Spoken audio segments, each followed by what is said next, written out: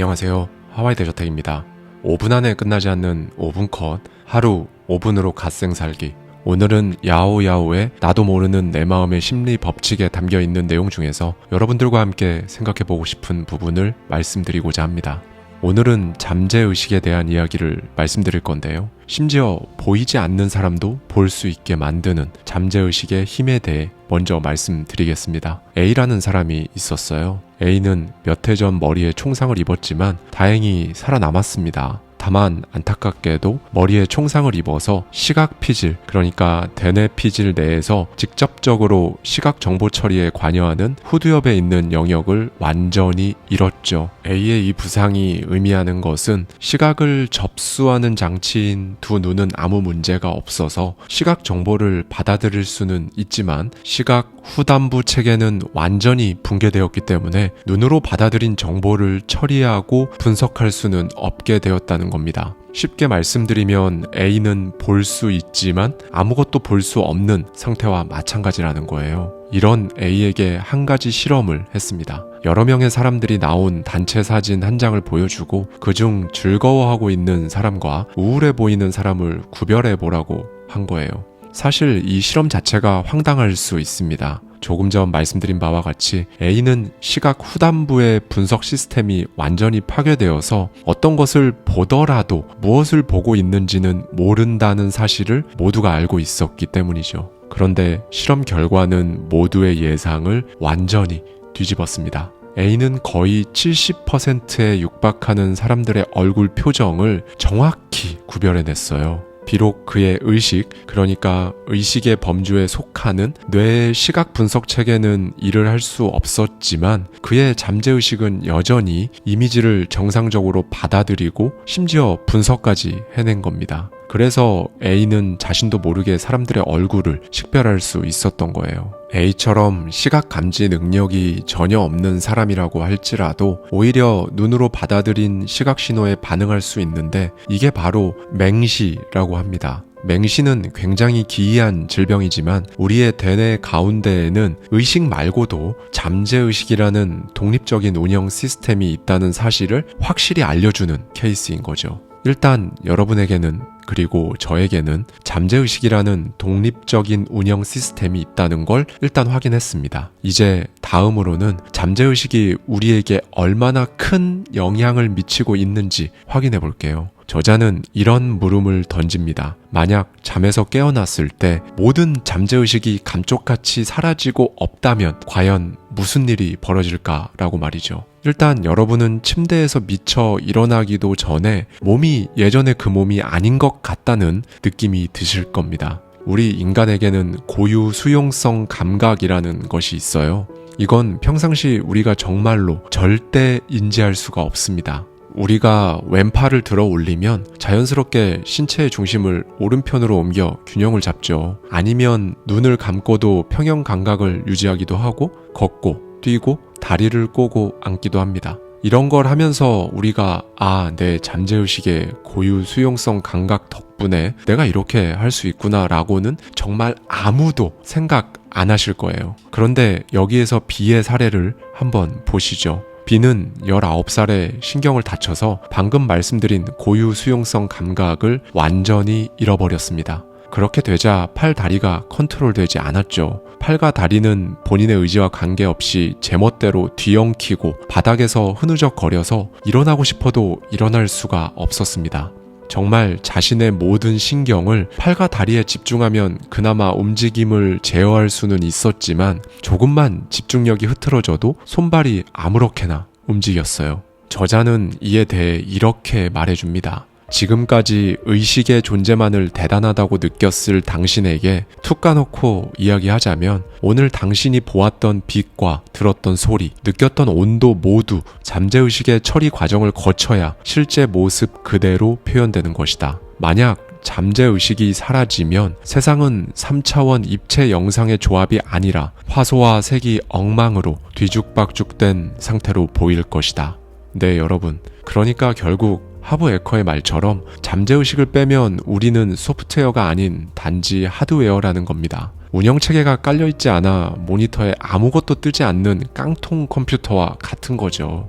우리가 평소에 아예 인식하지 못하고 딱히 인식할 필요성도 느끼지 못해서 그렇지, 사실 저를 그리고 여러분을 움직이게 하는 건 잠재의식이라는 부분도 확인을 했습니다. 이제 이런 잠재의식이 우리에게 종종 시그널을 보낼 때가 있어요. 우리는 이걸 암시 혹은 직감이라고 표현하기도 합니다. 그리고 그걸 전혀 알아차리지 못하거나 심지어 나는 그런 건 믿지 않는다 라고 생각하시는 경우에는 그저 잡념 정도로 치부해 버리면서 오늘 정신이 좀 산만하네, 집중이 잘 안 되는 날이야 정도로 생각해 버리는 경우도 많죠. 잠재의식이 어떤 식으로 이 시그널을 보내는지에 대해 저자는 구체적인 사례 몇 가지를 제시해 줍니다. C는 유명한 전기설비 발명가였어요. 그는 머릿속에 새로운 아이디어가 떠오르면 일단 대략적인 형태부터 구상을 합니다. 그러고 나면 세세한 부분은 자신의 잠재의식이 자연스럽게 알려줄 것이라는 걸 알고 있었죠. 그래서 지금까지 아이디어를 어떻게 발전시킬 것인지를 두고 머리를 막 싸매고 고민하거나 지나치게 파고든 적이 한 번도 없었다고 합니다. 그저 마음이 가는 대로 이리저리 만들어 보다가 저절로 떠오르는 아이디어를 이용해 해결하지 못한 숙제들을 풀곤 했죠. 그렇게 C는 20년 동안 단 한 번의 예외 없이 훌륭한 완제품들을 설계해냈다고 합니다. 아우구스트 케쿨레는 독일의 저명한 유기화학자입니다. 그는 6개의 탄소와 6개의 수소 원자가 휘발유를 만들 때 분자식 배열이 어떤지를 알아내고 싶어서 오랫동안 연구에 매진했어요. 그런데 쉽사리 해답을 찾아내지 못해서 줄곧 괴로워했습니다. 그러던 어느 날 그는 실험실 벽난로 앞에서 깜빡 졸다가 잠재의식이 보내는 시그널을 느꼈어요. 꿈에서 어떤 뱀 한 마리가 자기 꼬리를 물고 마치 풍차처럼 빙글빙글 도는 모습을 본 겁니다. 순간 그는 문제의 답을 깨달았어요. 그리고 우리가 아는 벤젠 고리의 배열 구조는 이렇게 해서 탄생되었습니다. 이제 마지막 사례인데요. 캐나다 의사인 프레데릭 벤팅은 40년 전부터 실력 있는 의사였고 당뇨 치료에 관심이 많았어요. 그는 당뇨가 얼마나 고통스러운 병인지를 누구보다 잘 알고 있었습니다. 하지만 당시 의학계에서는 아직 당뇨의 증상을 완화시켜 줄 수 있는 약물을 찾지 못하고 있었죠. 그는 국제적인 의학 난제를 해결하고 싶은 마음에 많은 시간을 들여 연구와 실험을 진행했습니다. 그러던 어느 날 밤에 연구 때문에 너무 지쳐서 잠시 잠들었다가 개의 태화된 체관에 남아있는 액체를 추출하는 꿈을 꿨어요. 그리고 이것이 바로 인슐린의 기원입니다. 그는 자신의 꿈에서 얻은 힌트를 참고로 연구를 진행하여 수만 명의 당뇨병 환자들에게 큰 도움을 줄 수 있었습니다. 여러 가지 꽤 유명한 사례들까지 알아봤는데요. 그런데 제가 앞서 말씀드린 것처럼 이 시그널은 모두에게 다 찾아오지만